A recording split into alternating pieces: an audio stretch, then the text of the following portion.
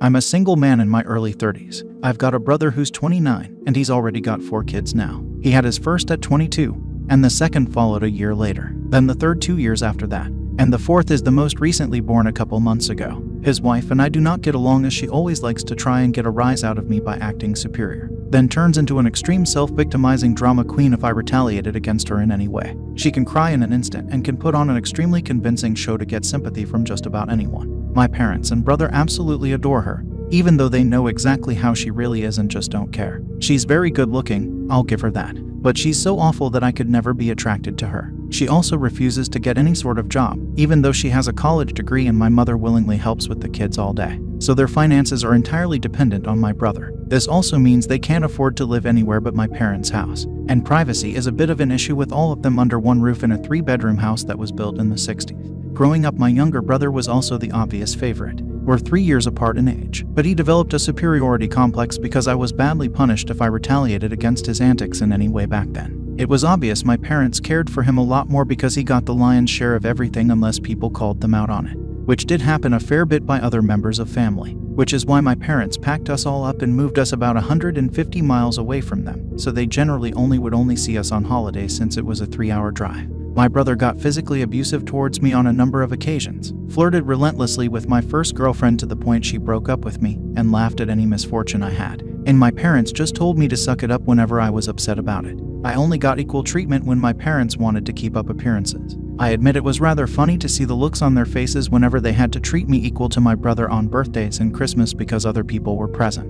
We had relatives that were very nosy and loved gossiping drama, so my parents did their best to hide what was really going on, and threatened to take all my stuff away if I didn't keep my mouth shut. If anything, it just made my parents celebrate more when I turned 18 and moved out because it meant they no longer had to provide for me. I wasn't even done with high school yet when I moved out, but couch surfing was far better than living with them. I was low contact ever since leaving home. They didn't even show up for my high school graduation, but I really didn't care. From that point on, I would usually only see my parents and brother on holidays like the rest of the family. The start 2020 pandemic was not kind to me. I lost my job and couldn't renew the lease on the condo because my roommate also lost his job and neither of us could afford the place on unemployment money. It was a rented 2-bedroom condo that I really loved. As the lease was ending, my roommate left early to move back in with relatives, and I had to sell nearly all of my stuff because I was soon going to be homeless if I didn't downsize to an extreme. I really shouldn't have rented a place that was so expensive, but I liked living the high life until that life wasn't kind to me. And I realized I should have been living somewhere far cheaper so I could have saved more money to fall back on. But I had a plan. I own a truck simply for the fact that I've always loved trucks, so I found a $1,000 camper in good shape and put it on my truck just so I could live out of it for a while. It was supposed to be temporary, but I ended up living out of it far longer than I ever thought. I originally was hoping to be able to live out of the camper at my parents' house, where my brother and his family still reside as well. But when I asked my parents to let me stay for a while, they told me they had a full house and didn't want me there. Plus, we hadn't exactly gotten along in the past decade. They said they'd only agree to let me park my camper there if I paid them basically what it'd cost to rent an apartment in my area. That was way too much just to park my camper. I was jobless and trying to save as much of my unemployment money as I could till I could find a new job. I may as well be living in an apartment with that rent price they were asking. My parents called my camper an eyesore and told me to take a hike since we couldn't come to an agreement, and still thought it was absolutely hilarious I had to live in a camper. My brother joined her in pointing at and mocking me while calling me a homeless bum. I parked my truck camper in a store parking lot to sleep on the first night that I had nowhere else to go.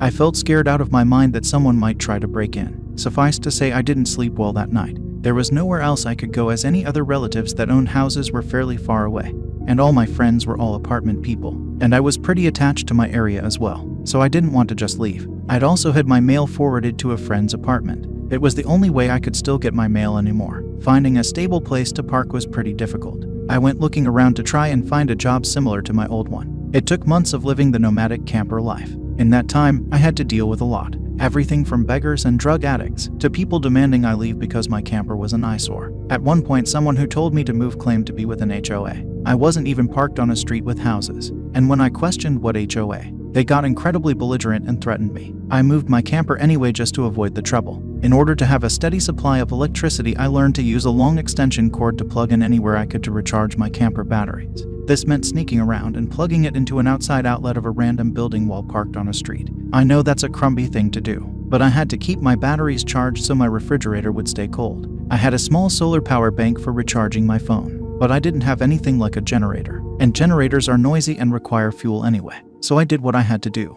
After months of living like that, I finally managed to get a new job. I had to move to the neighboring city to find a job that didn't involve retail. I worked retail while in college and promised myself never again. Though I was nearly ready to break that promise, I was still getting unemployment money. But I had no stable place to live while receiving it, and I didn't want to still be jobless when it ran out. Plus, I was bored out of my mind. I had little else to do but read, watch movies on a small portable DVD player, use my phone or laptop, and keep note of where I could park and what local public bathrooms I could use. I kind of envy that the Japanese have public bathhouses. We could really use stuff like that over here. When I finally landed a new job, I practically lived in the back lot of the building by the warehouse in old employee parking spaces literally no one else seemed to bother using because they were so far in the back that the area was borderline forgotten. My boss, company owner, actually liked this arrangement because I was willingly available to take any shift I could get, so long as I had enough sleep. He even let me take the camper off my truck and set it up in one of the spaces so I could drive around without it. Not exactly sure if this was legal, but no one bothered us about it.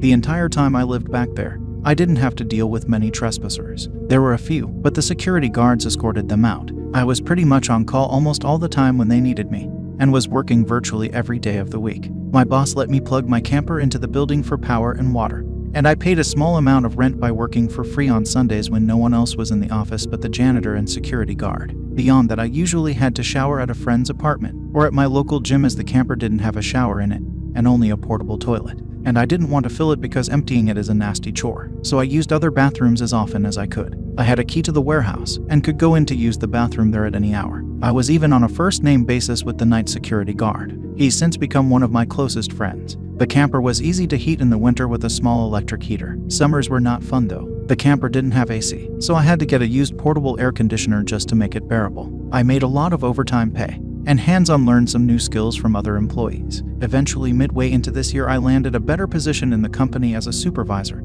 and started making a better salary than my old job. That's when I decided I wanted a house. The scare I'd gotten from losing my condo made me realize I needed something much more stable for the long term. I looked around for something close to my work, and just 2 miles away found a 3-bedroom manufactured home on a small property. But I managed to get it for $10K less than the asking price somehow. I used nearly my entire savings for a down payment and got approved for a home loan. I finally didn't have to live in a camper anymore. There was enough space for me to back my truck in behind the house to take the camper off to set it up in the backyard. So I put it there as its own little building just in case I want to use it again. When I was fully settled in the house, I was dumb enough to brag about it on my book of faces. My family saw the post, and that's where this shit really starts. After a few weeks, my parents and brother along with his family came to visit completely unannounced to have a tour of my home. I didn't even give them my address, so how they found out where I live, I still don't know. None of my friends have fessed up, and no prior family members visited me before that, so I wonder if they stalked me at work and followed me home or something. It really wouldn't surprise me. Once I opened the door, they practically all shoved their way in like rambunctious tourists, then just started making themselves at home. They all kept poking around and Syl had this creepy smirk that she was repeatedly flashing me. And it was only later that I figured out why. And it made me madder than a bull on steroids that just got stung by a hornet. My parents were constantly talking about how I've got so much extra space now, and it's too much for someone like me who has no wife or kids. And my brother kept remarking about how there was more space than our parents' house, and my house was closer to his job too. Red flags all around, I know. Eventually, my brother asked me to speak privately. Everyone else suddenly left the room and piled out onto the front porch. That's what finally made me realize they'd planned something. My brother said the house was too much for me alone, and I should let him move in with his family because his wife is pregnant with kid number 4, and my house is much closer to his job. He pointed out that I already have the camper, so I could just live in that outside while they live in the main house. And I'd like to point out that Dan never once spoke of offering rent. Mind you, he's got a good job. He also started talking about how there would be changes, and even curfews, and that I couldn't just walk in at any time without prior notice. If it weren't my brother, I'd think the person I was talking to had lost their mind. But Dan lost his marbles long ago thanks to our parents treating him like he was the center of the world. I tried to speak, but he kept talking over me as if I had no say in the matter. There was no way in hell I'd rent my house or parts of my house to him. Other people maybe, just so I can pay the mortgage off more easily. But certainly not him or his nasty wife. I've heard of this exact kind of situation in videos online many times, and never once did I think I'd actually live it because I thought it so ludicrous. But my parents, brother and Syl do all fit the bill for a bunch of narcissistic entitled crazies. So I picked up my phone and set it to start recording. then just held on to it. Dan didn't even seem to care or notice that I'd done this, and just sat there with his arms waving around while talking about all the reasons of why he needed my house. Then went from saying that to acting like it was a done deal and trying to reach out his hand to shake mine. That's when I finally showed my backbone and said hell no. And I said it loud enough that Dan stumbled backward for a second. I'd rarely ever raised my voice to him on that level because I was punished by our parents whenever I did. But this was my house, not theirs. My spine can be as shiny as it wants here. I stood up and then told him that my house was not up for grabs, and acting like I'll let him move in just because they want it won't make it happen. I bought my house for me, and it's not my fault he keeps having more kids and has to keep living with our parents because he can't afford to move out. Dan got as physically close to me as he could without actually touching me and said that I didn't deserve the house, and he needed a better place for his family to live. I laughed back in his face and said that was total bullshit because I worked hard to be able to buy my house. Of course I deserved it. Dan started yelling that I have no wife or kids, and I don't need all the space, so I may as well give it to him. I said I'm not giving him anything, and he never even offered to pay me rent. If I let him move in, I'd still be covering the entire mortgage on my own house without even being able to live in my own house. Then Dan told me that he shouldn't have to pay rent because his family comes first, and our parents said I was going to do this, and that I will. I yelled as if their word was law or something, and told Dan that they did not have the right or power to give my house to him. Then right one cue my parents and Sil barged back in through the front door and surrounded me to try and force me to agree. There was a lot of fighting. But to sum it up, from this point on I heard the line "just do it" for Dan way more times than I can remember. In the fight I told them all they don't have a say in my life or my house, and to get out before I called the cops. Sil screamed the loudest at me about how she was pregnant again, and I can't do this to her. I said I did nothing to her. She just assumed she could take from me like I would just allow it. I had no obligation to her or her family. Then I called her a stuck-up bitch who never had any respect for me. So I don't care what she thinks or how many kids she has. I have no sympathy for her. She won't be living in my house. Well, that made her angry enough to attack me. She got in one good hit on my face and tried to do more, but my brother held her back, kicking and screaming. She kept demanding he let her go so she could scratch my eyes out. The phone I was holding recorded pretty much everything, so I held it up and said I was going to call police if they didn't leave right away. My parents told Dan they were leaving. Then my mother said that I had a week to come to my senses. I told her I won't be, and to not come back. Then I told Sil that my phone recorded everything, and if she tries anything, I'll press charges for assault. She screamed at me and then stormed out loudly, crying with her face in her hands. My mother was the last one out the door and said that I better do this for Dan and Sil. I responded by telling her I won't be. Part 2 of the story. After I kicked my parents, brother and Sil out for trying to force me to hand over my new house to my brother, I immediately went to my social media and told the story to the whole family. It spread pretty fast, but you won't find it now because it all got deleted some time ago and I put my own profile on private. I posted about it because I knew that the first thing my family would do when they got home is try to twist the event to make me the villain. And I was exactly right, but I had about an hour to get started before them, and I had video evidence to back up my story about what they'd done. Being preemptive worked because I got a fair number of family members on my side right away. My parents, brother and Sil must have been all set to write their own post, but it was too late, so they didn't even bother trying to lie much. My parents, Dan and Sil, had a few flying monkeys supporting them, but not much else. Plenty of others knew how entitled they already were. So what happened was something they all quickly understood and accepted.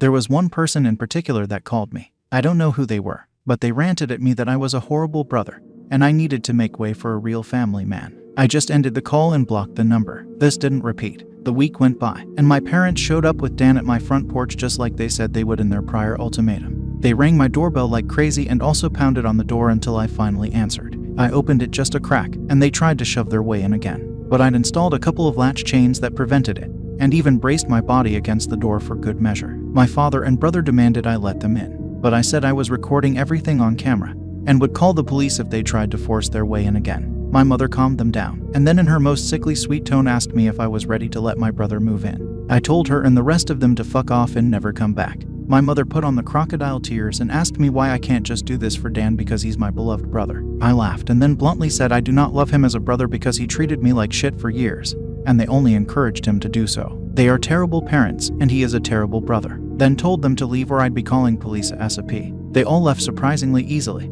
apart from my mother's loud crying and the others giving me dirty looks. One could say making them leave was suspiciously easy. I thought the whole mess was over, but I guess I should have taken them more seriously, because they had other stupid plans. I came home later that week on Friday evening to find a moving truck in my brother's minivan parked in my driveway. It was Dan and his family there moving stuff in. He just waved to me with a shit-eating grin when I saw him. I was furious and told him and the rest of his family to stop, but Sil smugly said to me that like it or not, they were moving in. And then in the most fake way, while tilting her head and puckering her lips, she said that it was okay, because my mommy allowed it. And I should always listen to what my mommy tells me. I seethed with rage just hearing those words and looking at her smug bitchy face. So locked myself in my truck to call the cops right away. When they realized what I was doing, Sil started pounding on my window and yelling at me to stop, and that I can't do this to her because she and Dan need the house. And she cried, "Why can't you just do this for Dan?" I responded with, "Fuck Dan. It's my damn house, not his." Then she threatened to key the side of my truck unless I stopped calling the police, all of which the 911 operator heard thanks to the window being slightly open. I told Sil if she damaged my truck, I'd sue her, and she was smart enough to retreat. When the police arrived, Dan and Sil along with their kids had locked themselves in my house. I told cops what had happened, as well as showing them my new driver's license that had my current address on it. Then when we went to my front door, I saw that they'd changed the lock, and the old lock was laying on the porch with the center of it drilled out, and the drill they used was laying right next to it, with a complete Harbor Freight drill bit set. I pointed out the broken lock and drill, then gave the police a rundown on all the events that happened prior. Well, I guess Dan called our parents over at some point after I arrived home, because they showed up while I was talking to the cops. My parents immediately lied and started saying that I'd agreed to rent my house to my brother and his family. I said that was an easily provable lie one way or another. So Dan and Sil finally came out of my house with some papers in hand. They both looked super smug, like they'd somehow outsmarted me. They'd actually drawn up and printed out a fake rental agreement, but my signature was not on it. There was one, but it looked nothing like my handwriting.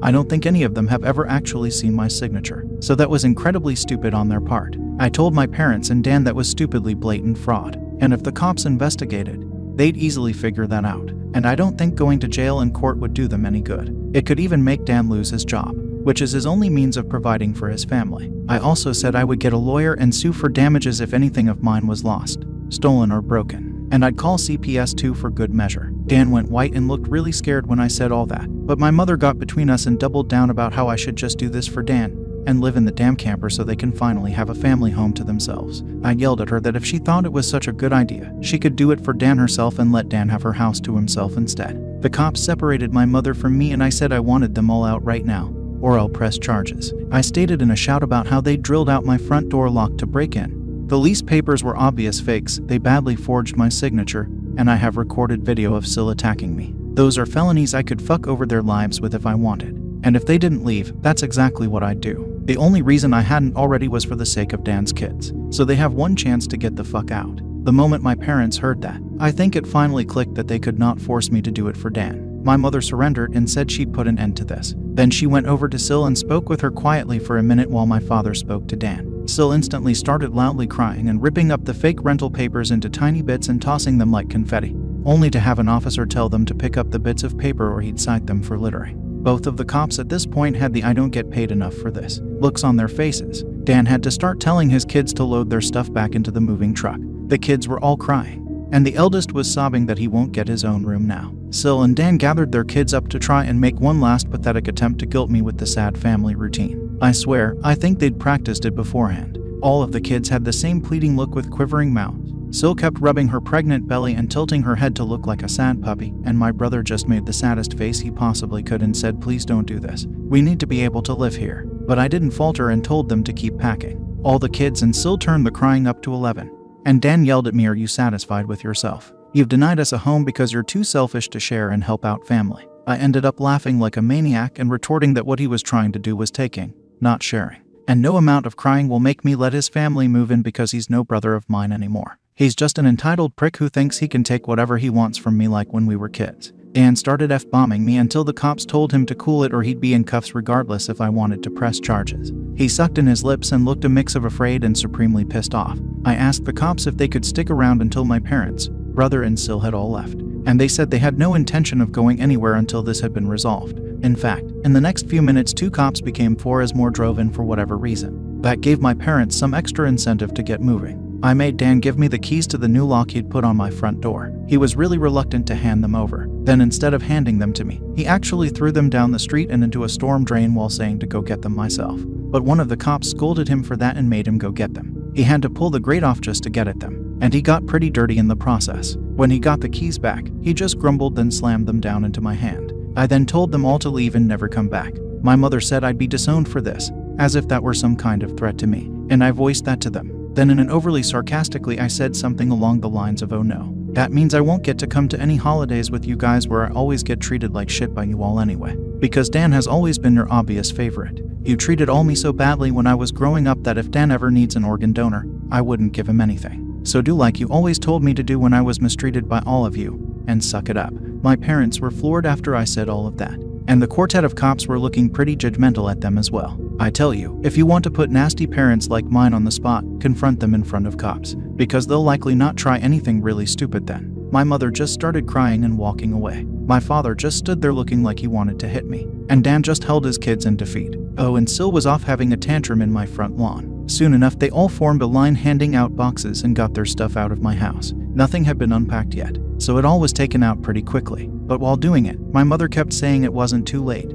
and I could still do it for Dan several times, each time trying to bargain more and more to try to make me change my mind. She said that Dan could pay me rent if I let them stay. And when that didn't work, she said I could move back in with them to let Dan rent my house so I wouldn't have to share the building. I told her to shut up and keep packing boxes because I don't want Dan or his family around. I don't want his money, and I certainly don't want to live with him or my parents ever again after the way they treated me when I was a kid. Making a deal with my parents would be like making a deal with the devil to me. Sil ended up having another tantrum after hearing that and threw a box down, then sat on the ground to have a pity party because she didn't want to go back to sharing a house with my parents. And she just sat looking angry, sad there until everyone else was finished. She didn't even want to get up when it was time to leave. They finally got everything out of the house and into the truck. So before they left, I laid into my parents one last time about all of the shit they put me through growing up. And with 4 cops being right there, they couldn't do much other than stand there and take it for once. I called them out on so many things that happened, and even pointed out how they couldn't just do something nice for me,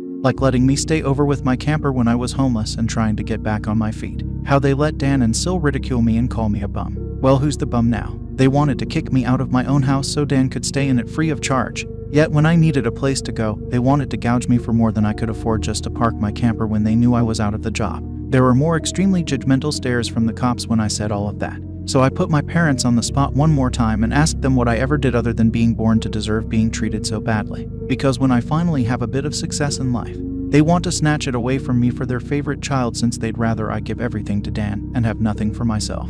I bought my house using the money that I earned. I owed them nothing, and I won't be asking anything from them ever again. Because clearly I will never be anything more than a doormat or a cash cow in their eyes. I got no answers from them. They just stood there looking like fish out of water. So I continued ranting and asked them what in God's name made them think they were such good parents after all of that. My father was beet red, but more from embarrassment than anger this time. And my mother was crying that she was a horrible person. I bluntly agreed that she is a horrible person. They all are, and I bet they'll go to hell for it too. They were shitty people, and they all knew it. But if I'd called them out on all this stuff in private instead of in public, they'd just get mad at me and still act like I'm in the wrong. They'd just kept up the denial for so long that it became a part of who they are. My mother buried her face in my father's jacket to cry, and my father looked more defeated than I've ever seen him. Dan and his family avoided me entirely as they finished putting everything back in the moving truck. I made sure nothing of mine was stolen. Not that I'd had a chance to get much furniture yet. They all got back in their vehicles, and Sil just stood staring at me with malice until my brother finally got her to drive the minivan home. And as soon as they were all gone, I got back online again and spilled the beans what happened. My parents were too embarrassed to even try and defend their actions this time. And while the family was somewhat split before this incident,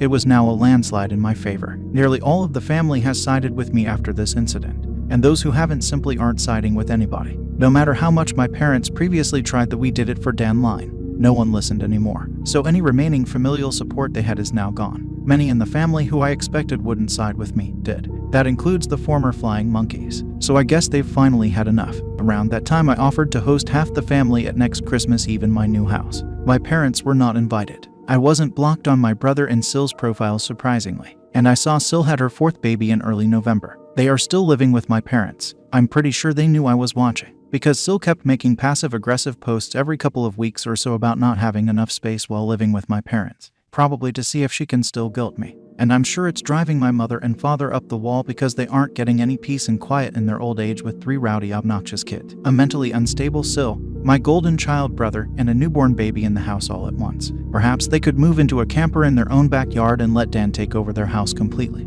They might get some peace then. Yeah, they could do that for Dan. Part 3 of the story. For those who kept saying that I should have just gotten my brother and Sil arrested, that the only reason I didn't was because they are parents. Their kids need them. And if Dan was arrested, he'd likely lose his job. And without that, his family has no money. And Sil has an only months-old baby right now. Neither of them need to end up in jail. But you don't need jail for revenge. Police can help, yes, but I got payback without filing a police report. Would I be this merciful again? More than likely not. And they know it. I decided to wait on making an account and posting until after the new year, just in case more stuff happened. And it did. As previous readers know, my Sil was making passive-aggressive posts on social media that were obviously directed at me, especially after Sil had her fourth baby in November. She was posting the same repetitive nonsense over and over again. She just found semi-clever ways of rewording it, but she pretty much kept regurgitating that she was tired of living with my parents, that there isn't enough space, she needs her own house, blah blah blah. I know I sound dismissive,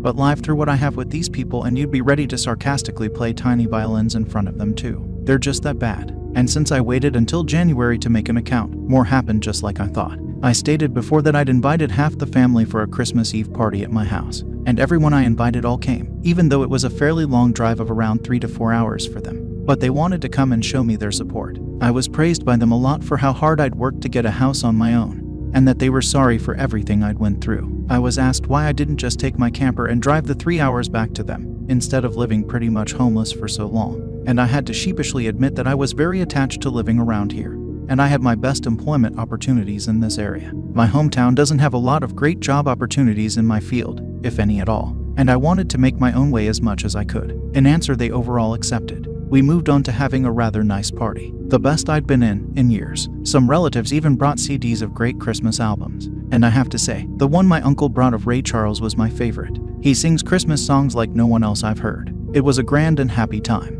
I felt like for once I could just forget my past issues and enjoy the moment. But I wouldn't be writing this if it had stayed that way. About 2 hours into the party, you know who showed up. My parents, brother and Sil popped in trying to look all smiles. They didn't even knock, just walked right in my front door like they were meant to be there. I shut off the music and told them to leave immediately. They begged to stay and said they brought gifts. One of my uncles stood up and yelled at them before I got another chance to speak. And he said they don't deserve to be in my home, or my life after the shit they tried to pull months earlier. And he was backed up by several other relatives. Mind you, this guy is my mother's brother, and he used to love her to pieces until he found out about the shit that went on between me and my parents. My grandparents, as old as they are, hurriedly got in between us and said to my parents that if they want to make amends with me, it's far too soon. And they've never been more disappointed in them than they were this past year. They'd hidden their favoritism for my brother from prying eyes for a long time. But no one was fooled anymore, and they needed to make a serious effort to try and actually treat me like a son if they ever wanted to be in my life again. Then they turned to Dan and Sil, and said they've seen the repetitive nonsense Sil keeps posting about. They're tired of it, and to just let it go already. My house will not become their new home. Sil went back to her old standard of crying, and had a pity party about how she should be the one living here, and not me. She plopped down in a chair to have a tantrum and say it wasn't fair I got this house to myself when I have no family of my own, and she has 4 kids that need more space, and she just wanted a better place to live in and feel like a real mom. It was petty of me, but I loudly pointed out that she sucks as a mother because she lets my mother do most of the parenting while she sits on her butt all day drinking, playing on her phone, or going out and spending all of Dan's money. And she has the nerve to complain about it. I even joked that I'm surprised her baby doesn't get drunk from her breast milk since she drinks so much booze, which I admit went a bit too far as I got some stares, and still demanded to know if I was calling her a bad mom. I said the evidence speaks for itself, and if she wanted to be able to afford to move out of my parents' house someday, then she needs to put her college degree to some use, get a job, and learn to save money. My mother already does most of the child care for my brother's kids anyway, so she'd have plenty of time after her baby gets a little older. My brother's eldest kid, who's 7 years old, ran up to start kicking and screaming at me for yelling at his mom. And he kept at me about how his mom said that I was the bad guy who made her cry and didn't let them live here. That's when my brother grabbed his son to pull him away. But all the other relatives jumped back in, and this sort of turned into a family intervention against my Sil and brother. She was crying. Her new baby was crying. Her kids were crying. Hell, even Dan was very nearly in tears from the verbal lashing he was being assaulted with. He ended up just sitting on the ottoman I keep choosing by the front door and looking like a complete wreck. He couldn't look anyone in the eye. He couldn't even say 2 words to me. Not with a whole house filled with angry people ready to judge him if he tried to let out his inner golden child again. If they weren't there to get in his way. I'd bet this would have ended up a repeat of when he tried to order me around to try and take my house months earlier. By this point, though, he'd been so thoroughly humiliated that his and my parents' reputation in the family was completely destroyed because the masks were all now off now. Soon after, my parents, brother and Sil all left in defeat. The party resumed and we all avoided speaking of what just happened for the rest of the evening. Since most of the adults had been drinking, Everyone stayed the night in my house. I even let some of them sleep in the camper so there'd be enough space. I admit, it also makes a good guest house. My relatives all wanted a tour of it earlier as well, and they said they couldn't believe I'd been living in it for around 2 years. I got a lot of questions about it, like what summer and winter was like, and so on. I was up earlier than everyone else Christmas morning, and had a fresh pot of coffee and some ibuprofen for those spiked eggnog hangovers a few of them had. I was complimented on being a way nicer host than my parents ever were, and we all agreed to do this again next Christmas. After Christmas, Sil did finally stop making posts that were obvious digs at me, and deleted all of the old ones as well. But shortly after the new year, she more recently made a new post complaining about how she'd tried to convince my parents to get a camper like I did, so it could be set it up in the backyard so Dan and his family could use the whole house as their family home. Well, a taste of one's own medicine is never fun, because my parents turned that idea down vehemently. I hear no one is gonna push them out of their own home, let alone their master bedroom. The post was only up for a couple of days before Sil removed it, and she has hardly posted anything since then. She loves to complain, but if a tree falls and no one is around to hear it, can it still complain? Sil, I guess, has realized there's no point in doing it when no one hears her anymore, and Dan can't afford to move his family out on his salary alone anytime soon. If they end up expecting another child in the next few years, I won't be surprised. Things mellowed down for me since then, and I've even invited friends over for a poker night. I suck at poker because I can never remember a damn thing about it. But so what? We get to drink beer and eat junk food while being merry idiots. We all loaded up on Whoppers from Burger King and just had at it the best way 4 grown men can when they just want to have a good unadulterated time and get pissed drunk. I think maybe around summer I'll look into possibly dating someone. I'm not exactly getting younger here. Fingers crossed that goes well. My camper just sits idle in my yard now, and I admit, there were some days I went out there just to spend time in it. I did live in it for 2 years. It's like my second home.